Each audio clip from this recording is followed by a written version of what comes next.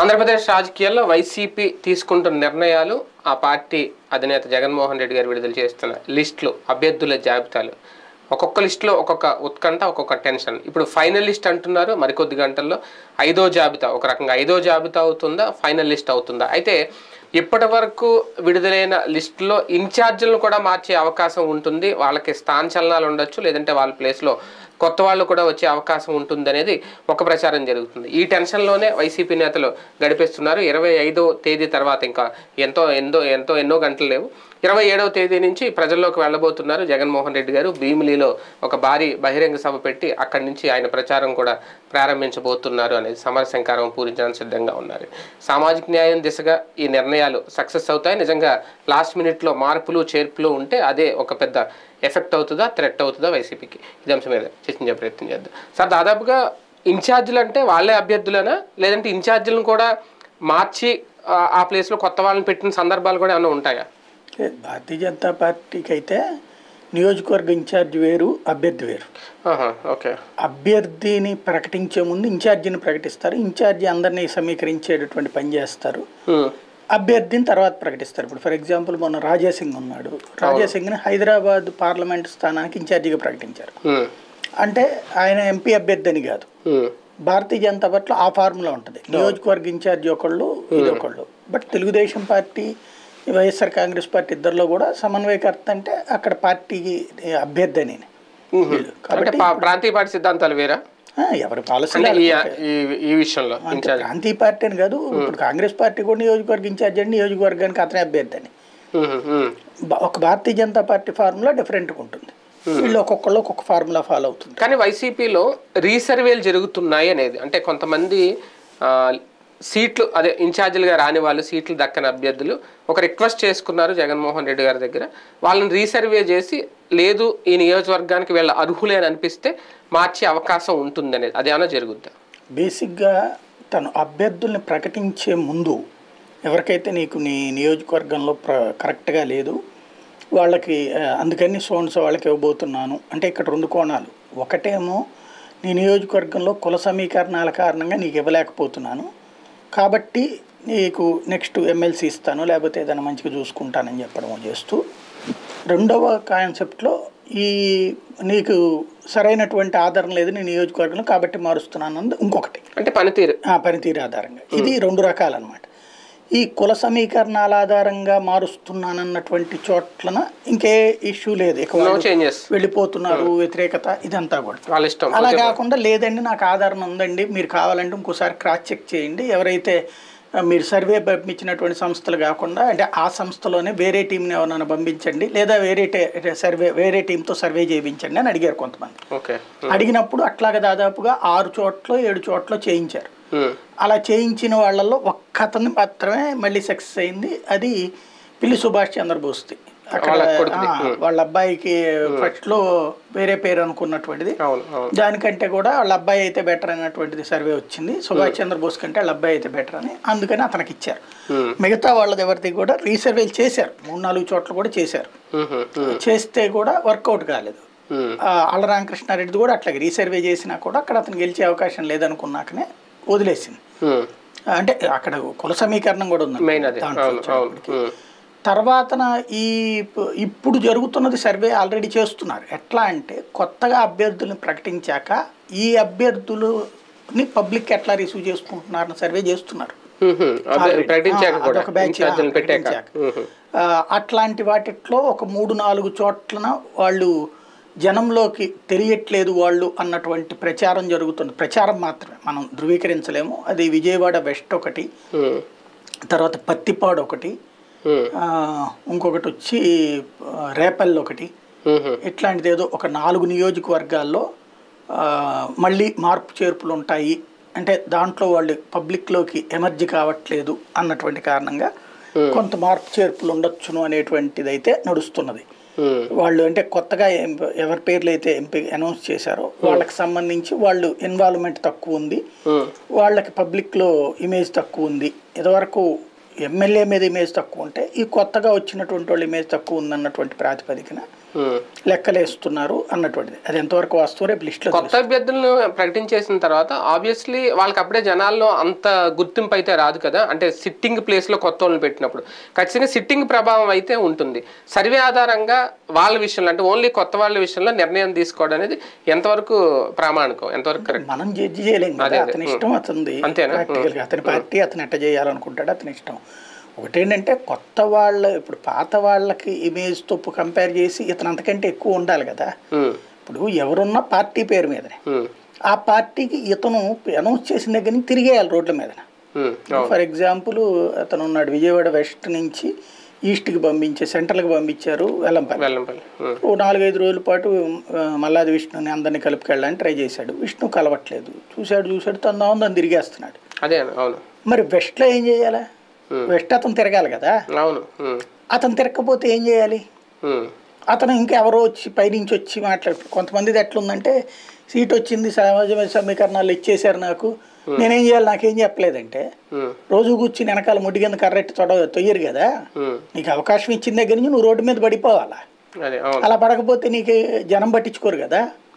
అట్లాంటి కొన్ని ఉంటాయి సమస్యలు. ఇప్పుడు వెస్ట్ అతను ఒక కార్పొరేటరు. ఇప్పుడు ఇతను ఏంటంటే చాలా గ్రౌండ్ లెవెల్ వాళ్ళకి చాలా చోట్ల ఇస్తున్నాడు. ఇప్పుడు ఫర్ ఎగ్జాంపుల్ ఒక చోట ఒక కార్పొరేటర్ కొడుక్కి, ఒక చోట జెడ్పీటీసీకి, ఇట్లాగా అలాంటి వాళ్ళకి ఇచ్చినప్పుడు వాళ్ళు ఇక పార్టీ పేరుతో బతికేద్దాం, పార్టీ వాళ్ళు చూసుకుంటారులే, నేను ఇంట్లో కూర్చుంటానంటే వర్కౌట్ అవుతుంది కదా ఎలక్షన్స్ టైంలో. అలా చేసే కదా ఇప్పుడు చాలా మంది పక్కన కూర్చోవాల్సి వస్తుంది. అది కాబట్టి ఇప్పుడు అట్లాంటి చోట్ల ప్రయత్నాలు జరుగుతున్నాయి. ఏం చేస్తారు ఏంటి స్థాన చలనాలు జరిగిన వాళ్ళు కొంతమంది మళ్ళీ అంటే జోగి రమేష్ లాంటి వాళ్ళు కొంతమంది అంటే మళ్ళీ వాళ్ళు వేరే నియోజకవర్గం అడుగుతున్నారు అనేది ఆ విషయంలో కూడా రీసర్వేలు చేసి ఏమన్నా లాస్ట్లో మార్పులు జరిగే అవకాశం ఉంటుందా? చెప్పలేము. అంటే ప్రస్తుతానికైతే అట్లా ఉంటుందని అనిపించట్లేదు. అభ్యర్థనను ఎంతవరకు పరిగణలో అసలు అంతగా ఇల్లు అడుగుతారా అన్నది కూడా డౌటే. బయట ప్రచారం చేసుకోవడం తప్పించి అట్లా జగన్ దగ్గర ఒకసారి నిర్ణయం తీసుకునే ముందు చెప్తున్నాడు కదా, అప్పుడే నాకు వద్దని చెప్పాలి కదా. అలా కాకుండా లేదని చెప్పి అయిపోయిన తర్వాత మళ్ళీ అనౌన్స్ అయ్యి లిస్ట్ కూడా వచ్చిన తర్వాత లేదు నేను అక్కడికి వెళ్తాను ఇక్కడికి వెళ్తాను అంటే మొత్తం సీట్లు లేకుండా చేసుకునే కన్నా ఎక్కడో చోట బెటర్ కదా అనుకుంటారు. అప్పుడే చెప్పాలి కదా, నాకు అట్లా కాదు ఇది చూడండి ఒకసారి అంటే అప్పుడు ఆపేవాడు కదా. ఇది అనౌన్స్ చేశాక మళ్ళీ అంటే అప్పుడు అతనికి మైనస్ కదా. కాబట్టి అది ఉండకపోవచ్చు అనుకుంటున్నాం. జస్ట్ ప్రచారం వీళ్ళు చేసుకోవడానికి ఉండొచ్చు మేబీ. అంటే జోగి రమేష్కి ఏంటంటే మైలవరం మీద మంచి ఇష్టం ఉంది, తన సొంత ఏరియా కాబట్టి అనేటువంటిది. అయితే మరి వసంత కృష్ణ ప్రసాద్ పదే పార్టీని ఇరకాటంలోనే పెడుతున్నాడు. ఇవాళ కూడా పార్టీ మీద కొంత డెరగేటరీ కామెంట్స్ చేశాడు కాబట్టి అతని ప్లేస్లో మరి ఇతను పెడతారా? ఎవరు లేకపోతే కనుక ఇతను పెట్టారు. మళ్ళీ ఆయన కాంప్రమైజ్ అయ్యాడు, అందుకే ఈ నీటి పంపించారు అనేది కదా.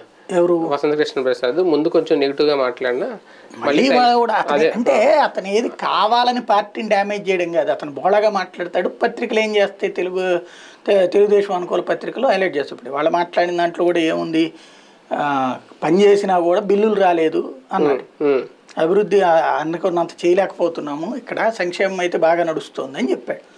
దాన్ని నెగిటివిటీ అదే కోణంలో ప్రొజెక్ట్ చేసుకొచ్చారు అతని వ్యతిరేకంగా. ఓ రకంగా చెప్పాలంటే అతన్ని పార్టీ నుంచి బయటికి పంపించాలన్నటువంటి కోణంలో పత్రికలకు ఏం ఆడుతుంది. కోటంలో సీతారెడ్డి కూడా అదే అంటున్నాడు కదా, అప్పుడు బిల్లులు రావట్లేదు అనే కదా, బిల్లులు ఇవ్వట్లేదు, మాకు రిలీజ్ చేయట్లేదు, జరగలేదు, బిల్లులు రావట్లేదు. ఈ రెండింటికి ఒక కాంట్రడిక్షన్ ఏముంటుందంటే డెవలప్మెంట్ జరగకపోతే బిల్లులు ఎందుకు పెండింగ్లో ఉంటాయి? అవును, పనులు అయితేనే కదా బిల్లులు పెండింగ్ లో పడతాయి. అసలు పనులు అవ్వకపోతే బిల్లులే ఉండవు. ఇంకోటి బిల్లులు పెండింగ్. వీళ్ళు ఇప్పుడే కొత్తగా వచ్చారు కాబట్టి రాజకీయాలు, లేకపోతే అధికారంలో కొత్తగా వచ్చారు కాబట్టి బిల్లులు పెండింగ్ గురించి ఇంత రచ్చ అంతా బాగానే ఉంది. మరి తెలుగుదేశం పార్టీ హయాంలో 2014-19 మధ్యలో బిల్స్ జగన్మోహన్ రెడ్డి వచ్చాక ఎందుకు కట్టాల్సి వచ్చింది? ఆ బిల్లులు పెండింగ్ లో ఉడబట్టినే కదా. మరి అక్కడోడు ఎవడన్నా ఎప్పుడన్నా ఇట్లా మాట్లాడా? ఏ ఎమ్మెల్యేనన్నా మాకు బిల్లులు రావట్లేదు, మాకు ప్రభుత్వం సరిగ్గా ఇవ్వట్లేదు ఒక్కడన్నా మాట్లాడాడు 14-19? వాళ్ళ అధికారంలో ఉన్నప్పుడు మాట్లాడలేదు. మరి అదే స్పెషల్. అధికారం మారే ఇప్పుడు మాట్లాడుతున్నారు. అది ప్రతిపక్షంలో ఉన్నప్పుడు మాట్లాడచ్చు, వీళ్ళు అధికారంలో ఉండినే మాట్లాడుతున్నారు కదా. అంటే వాళ్ళ దగ్గర క్రమశిక్షణ ఉంది, వీళ్ళ దగ్గర క్రమశిక్షణ లేదు, స్వేచ్ఛ ఉందేమో, స్వేచ్ఛగా మాట్లాడగలుగుతున్నారు. 27వ తేదీ నుంచి జగన్మోహన్ రెడ్డి గారు జనాల్లోకి వస్తున్నారు అనేది, అంటే మధ్యలో ఇంకా 2 రోజులు ఉన్నాయి ఈ రోజుతో పోల్చుకుంటే. ఈ లోపలనే కంప్లీట్ లిస్ట్ రిలీజ్ చేసేయాలనుకుంటున్నారు అనేది, అంటే 5 ఫైనల్ లిస్ట్ అనుకోవాలా, ఇంకా 1-2 లిస్టులు ఏమన్నా ఉండే అవకాశం ఉంటుందా? మేబీ నేను అనుకోవడం లాస్ట్ లిస్ట్ అనుకుంటున్నాను. ఎందుకంటే లిస్ట్ అనౌన్స్ చేసేసుకున్న తర్వాత ఇక మిగతా వాళ్ళది ఇంకెవరిది మార్పు లేనట్టే. ఇప్పుడు మార్పు చేర్పులకు సంబంధించిన లిస్టే ఫైనల్. మిగతా ఇంకా మార్పు చేర్పులు ఉండవు. బట్ వింటున్నటువంటిది ఏంటంటే కొంతమందికి మాత్రం చిట్ట చివరికి అంటే టికెట్లు ఇచ్చేటటువంటి సందర్భంలో కొన్ని ఫేసులు మార్చేటటువంటి అవకాశం ఉంటుందని చెప్తున్నారు.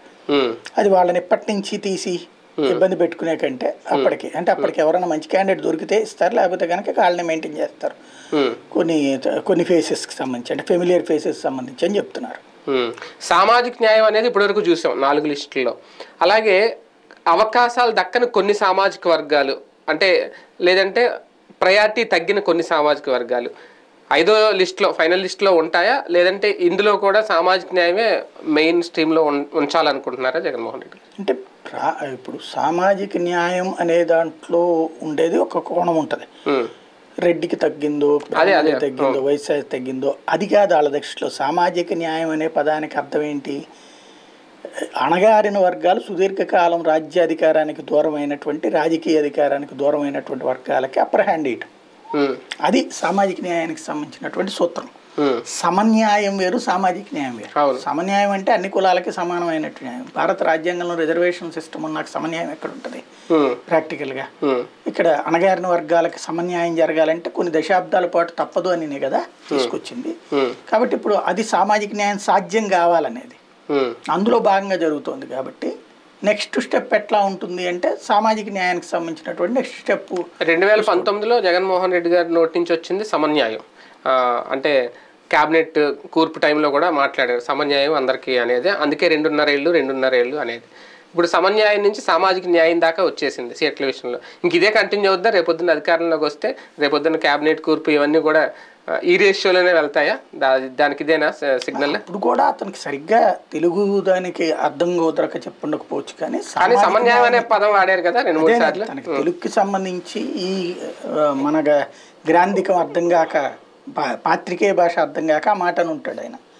బట్ అతను మంత్రివర్గ కూర్పులోనే సామాజిక న్యాయం 2019 మధ్యలో మార్చినప్పుడైనా సరే సామాజిక న్యాయ కోణంలోనే మంత్రివర్గం పెట్టుకున్నాడు కదా.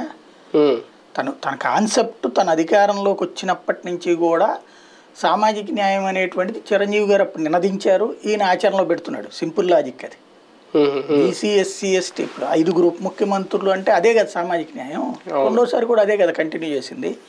అట్లాగే ఓసీలకు తక్కువ సీట్లు ఇవ్వడము, బీసీ ఎస్సీ ఎస్టీలకు మంత్రి పదవులు ఎక్కువ ఇవ్వడమే కదా చేసింది అప్పుడైనా ఎప్పుడైనా. అదే కదా అతను చెప్పింది. దానికి పదజాలం కుదరకపోయి ఉండొచ్చు అప్పుడు. ఇప్పుడు కాస్త మిగతా వాళ్ళు చెప్పుంటారు సామాజిక న్యాయం అంటే అది సమన్యాయం కాదు, సమన్యాయం అంటే మళ్ళీ అందరికీ సమానంగా పోస్టులు ఇవ్వడం అనేటువంటిది చెప్పుంటారు. అందుకని ఇప్పుడు ఒరిజినల్ పదం వాడుతున్నాడు. కానీ ఈ పదంలో అంటే అర్థం మారిన వేరైనా ఆయన ఎలా అనుకున్నా దీని పేరుతో కాపు సామాజిక వర్గానికి వైసీపీలో ప్రాధాన్యత తగ్గింది. ఇప్పుడు రేపొద్దున ఈ లిస్టులో కూడా ఇంకా పెద్దగా కాపు సామాజిక వర్గం సంబంధించిన కానీ సీట్లు వాళ్ళ పేర్లు వినపడకపోతే ప్రాధాన్యత పూర్తిగా తగ్గితే ఆ ఓట్ బ్యాంకు ఎటు వెళ్తుంది అనేది కూడా అది ఏమన్నా కనిపించబోతుందా? ఇప్పుడు నాకు తెలిసి ఇవాళ వరకు ఉన్న దాంట్లో కాపులకి ఎవరికి అన్యాయం జరగలేదు. కాపు సామాజిక వర్గం సీట్లు అట్లాగే ఉన్నాయి. బీసీ ఎస్సీ ఎస్టీ మైనారిటీలకి అడిషనల్ ఇచ్చారు, బీసీలకు విపరీతంగా ఎక్కువ ఇచ్చారు, కాపులకే ఉంచారు. నష్టపోయింది ఎవరైనా ఉందంటే బ్రాహ్మణ, రెడ్డి, వైశ్య ఈ సామాజిక వర్గాల వాళ్ళు నష్టపోయారు. అవును. అంతే తప్పించి మిగతా సామాజిక వర్గాలు ఎక్కడ పోస్టులను తగ్గించలే. ఇప్పుడు చాలా చోట్ల అదే సామాజిక వర్గం రీప్లేస్ చేస్తున్నాం అంటున్నారు కదా. అంటే ఎస్సీ ఎస్టీల విషయంలో అదే జరుగుతుంది, బీసీలు కొత్తగా యాడ్ అవుతున్నారు. ఇప్పుడు మల్లాది విష్ణు ప్లేస్లో మళ్ళీ ఆయన అదే సామాజిక వర్గం రీప్లేస్ చేస్తారా? అంటే అటువంటి చోట్ల అది జరుగుతుంది కదా. అక్కడ ఇట్లా ఇతను తీసుకొచ్చి పెట్టారు కదా, అది వేరే చోట బ్రాహ్మణులకి ఎక్కడైనా కాపుని తీసుకొచ్చి పెట్టినట్టు కదా. కాపుని తీసుకొచ్చి కాపు కాదు కదా, వైశ్య కదా అతను. మల్లాది విష్ణు పెనమలూరు ఇక్కడ ఎవరిని జోగి రమేష్ గారిని పెట్టింది అక్కడ. జోగి రమేష్ పెనమలూరు కదా. పెనమలూరులో అతను కాపు కాదు కదా, ఇంత ముందున్న ఆయన యాదవ. బీసీ ప్లేస్ లో ఇతను గౌడ. అంతే తేడా. అక్కడ ఏంటంటే బీసీ సెగ్మెంట్లలో ఒక క్యాస్ట్ వాళ్ళ ప్లేస్ లో ఇంకొక క్యాస్ట్ వాళ్ళకి ఇస్తున్నాడు, ఎస్సీ సెగ్మెంట్ లో ఒక క్యాస్ట్ వాళ్ళ ప్లేస్ లో ఇంకొక సెగ్మెంట్ లో ఇస్తున్నాడు. అంటే ఏ కులపు వాళ్ళైతే ఇప్పుడు బీసీల్లో కొన్ని కులాల వాళ్ళకి ఇంతవరకు రావట్లేదు అవకాశాలు, వాళ్ళకి తెచ్చియడం ఇట్లాంటి కాన్సెప్టులు నడుస్తున్నాయి. ఇప్పుడు తనది ఎట్లా ఉందంటే ప్రతి చోట కూడా కులపు లెక్కలు విపరీతంగా వేస్తున్నాయి. ఇప్పుడు ఫర్ ఎగ్జాంపుల్ శ్రీకృష్ణదేవరాయలకి టికెట్ ఎందుకు ఇవ్వలేదు ఏమన్నాడు? వాస్తవంగా ఎమ్మెల్యేలు అందరూ పట్టుబట్టినా కూడా నాగార్జున యాదవ్ అయితే వద్దన్నాడు కానీ అదే వీళ్ళందరూ వద్దంటే ఆగాడు కానీ మరి ఇంకొక బీసీ అయితే కావాల్సిన అక్కడ బీసీ కంపల్సరీ అని చెప్పాడు. ఎందుకని సామాజిక లెక్క ఎట్లా వేసాడు అతను? ఆ పార్లమెంట్ నియోజకవర్గ పరిధిలోని 7 చోట్ల ఓసీలే ఎమ్మెల్యేలుగా ఉంటున్నారు అక్కడ ఎమ్మెల్యే క్యాండిడేట్లుగా. అవతలోళ్ళు కూడా ఓసీలే పెడుతున్నారు, మనం అట్లాగే పెడుతున్నాము. కాబట్టి బీసీ ఎంపీ అన్నా పెట్టాలి అంటే మరి అవతలోడు ఎంపీ ఓసీ పెడతాడు కదంటే అందుకని మనం బీసీని పెడుతున్నాం. నో డౌట్ అక్కడ బీసీ ఉండాల్సిందే అనేది అతని గట్టి పట్టుదల. ఇప్పుడు చివరికి నాగార్జున యాదవ్కి అయితే అది తట్టుకోవడం కష్టం అన్న తర్వాత ఇప్పుడు నేను విన్నదైతే అతను ఎవరు మన బేద మస్తాన్ రావు ఉన్నాడు కదా కావలి, వాళ్ళ మేనల్లుడు ఎవరో ఉన్నాడట, సంథింగ్ ఒక కార్డియాలజిస్టు, రమేష్ హాస్పిటల్ ఉంది ఇంట్లోనే చేస్తాడట ఆయన. ఆయనకి ఇస్తున్నారట. వాళ్ళ మదర్ కూడా పొలిటికల్ ఇంత ముందు అలవాటు ఉందట, ఏదో తెనాలి మున్సిపల్ చైర్మన్ గాను ఏదో చేసింది, డిప్యూటీ చైర్మన్ గాను. వాళ్ళ అబ్బాయికి ఇస్తున్నారట ఇప్పుడు. అంటే యాదవ్ సామాజిక వర్గం లేకపోతే ఇట్లా లెక్కలేసుకుని ఇస్తున్నారు, బీసీ సామాజిక వర్గం నుంచి ఇవ్వడం అనమాట. ఒక ఊహించని తిరుగుబాటు ఏమన్నా చూసే అవకాశం ఉంటుంది రేపు పొద్దున్న లిస్ట్ వచ్చిన తర్వాత? భారీ రాజీనామాలు కానీ లేదంటే బయటకు వెళ్ళిపోవడం? ఇవాళ మీకు ఆల్రెడీ ఒక 10 మంది దాకా అయినట్టే కదా. ఇప్పుడు చంద్రబాబు గారు ఇంతవరకు ఇంకా డైరెక్ట్గా ఎవరిని చేర్చుకోకుండా ఆగిన రీజన్ అదే, ఒక బల్క్గా చూపించాలని. ఇప్పుడు ఏంటి కర్నూలు ఎంపీ, ఇప్పుడు శ్రీకృష్ణదేవరాయలు, తర్వాత బాలశౌరి అంటే వెళ్ళిపోయాడు అనుకోండి, 2 ఎంపీలు అయ్యారు ఇప్పుడు. తర్వాత వచ్చి పార్థసారథి, తర్వాత ఆర్ధరు, రక్షణ నిధి, ఇప్పటికి వీళ్ళు యాడ్ అయ్యారు. ఇంకా ఎవరెవరు యాడ్ అవుతున్నారో చెక్ చేస్తున్నారు తెలుగుదేశం పార్టీ. వాళ్ళందరితో పాటుగా ఇప్పుడు ఈ లిస్ట్ వచ్చిన తర్వాత ఇంకొక 5-6 దాకా అవుతారు అన్నటువంటిది లెక్కేసుకుంటున్నారు. అంటే వాళ్ళకి ప్లేస్మెంట్ ఇచ్చే తీసుకుంటారా? ఒకవేళ తీసుకుంటే మేబీ ఎస్సీ సెగ్మెంట్లో ప్లేస్మెంట్ ఉందనుకుంటా, మిగతా సెగ్మెంట్లో ప్లేస్మెంట్లు లేవు. అక్కడ ఏమన్నా 1-2 చోట్ల మారుస్తారేమో. కాకపోతే వీళ్ళు అందరూ వెళ్తారా లేదా? ఇప్పుడు ఫర్ ఎగ్జాంపుల్ కృష్ణదేవరాయలకి అవకాశం ఉంది, తెలుగుదేశం పార్టీలో గల్లా జయదేవ్ వెళ్ళిపోతున్నాడు కాబట్టి గుంటూరు నుంచి ఇవ్వచ్చు అతనికి. అదే సందర్భంలో వీళ్ళకి ఇతనికి కర్నూలుకి అయితే అవకాశం ఉండకపోవచ్చు, లేదా కర్నూలుకి అతనికి ఇస్తారేమో. ఎందుకంటే కోట్ల సూర్యప్రకాష్ రెడ్డి కింద పోటీ చేసి ఓడిపోయాడు కాబట్టి అతనే చేస్తానని పట్టుబడుతున్నాడు. ఇది అతను ఎమ్మెల్యేగా చేయమనేది అంటున్నారు అన్నటువంటిది. ఇప్పుడు లేదు ఇతనికి ఇస్తారా, సంజయ్ ఎవరు ఉన్నారు కదా ఆయన, అట్లాంటి లెక్కలు ఒకటి చూడాల్సి ఉంటుంది నెక్స్ట్. అంటే అంత భారీ థ్రెట్ అయితే ఏం కనిపించట్లేదు. థ్రెట్ అంటే ఇప్పుడు ఒకటి పార్టీలో ఇంతమంది మారినప్పుడు అది పెద్ద థ్రెట్టే, ఇది ఇంతమంది తిరుగుబాటు అన్నప్పుడు. కాకపోతే అది ఎంత ప్రభావం చూపెడుతుంది అనేటువంటిది ఇక్కడ లెక్క. తను తెగించి తీసుకుంటున్నాడు నిర్ణయం, అది థ్రెట్ కాకుండా ఎట్టుంటది? ఎంతమంది అది కరెక్ట్గా ఎలక్షన్స్ ముందు వెళ్తున్నారు అన్నప్పుడు. అంటే ఇప్పటివరకు ఒక రకంగా ఒక సైలెన్సే మెయింటైన్ అవుతుంది, రాజీనామాలు చేస్తున్నారు కానీ అంత భారీ విమర్శలు రోడ్డు ఎక్కడాలు అయితే లేవు. సర్దుబాటు జరుగుతుంది ఏమన్నా తెర వెనక? అంటే వాళ్ళు ఆలోచించుకుంటున్నారు అవతల ప్రత్యామ్నాయం. ఇప్పుడు అక్కడ పక్కన తెలుగుదేశం జనసేన, మళ్ళీ బీజేపీనా కమ్యూనిస్ట్లా, ఒక పక్కన అన్ని కూటములతో వాళ్ళకే అక్కడ ఉన్నప్పుడు వీళ్ళకి సీట్ ఏంటి, ఇంకోటి వీళ్ళ ఏరియాలో ఆ పార్టీ ప్రభావం ఎంత, అది కదా లెక్క. వీళ్ళ ఏరియాలో పబ్లిక్ లో ఆ పార్టీ గెలుస్తానుకుంటే ఈ పార్టీకి పరిగెత్తుకుంటే ఎగబడి వచ్చేసేవాడు. ఇప్పుడు శ్రీకృష్ణదేవరాయలు అయితే వస్తాడు, ఎందుకంటే అక్కడ కొంత ఇంపాక్ట్ ఉంటుంది కాబట్టి. గోదావరి జిల్లాలో కూడా వస్తే రావచ్చు, కానీ గోదావరి జిల్లాలో ఎక్కడైతే పార్టీ బలంగా ఉందో అక్కడ పోటీ ఉంది, వీళ్ళని తీసుకెళ్లి పెట్టుకునే ఖాళీ లేదు అక్కడ. మిగతా చోట్ల ఖాళీ ఉంది వీళ్ళకి తెలుగుదేశంలో, కానీ ఆ పార్టీ గెలుస్తుందని నమ్మకం అవతలవాడికి లేదు వైసీపీ వాళ్ళకి. అలాంటి చోట్ల తేడా నడుస్తుంది, చేరే సాహసం కూడా చేయరు నమ్మకం లేనప్పుడు. రైట్, చూద్దాం ఏం జరుగుద్దో. మరికొద్ది గంటలు అయితే 5వ లిస్టు ఫైనల్ లిస్ట్ అంటున్నారు, విడుదలకైతే సిద్ధంగా ఉందని. తర్వాత ఎటువంటి పరిణామాలు ఉంటాయి, నిజంగా తిరుగుబాటు ఆ స్థాయిలో ఉంటుందా, టీడీపీ వాళ్ళందరికీ ప్లేస్మెంట్ కనిపించి చేర్చుకోవడానికి కూడా సిద్ధంగా ఉందా, చూద్దాం.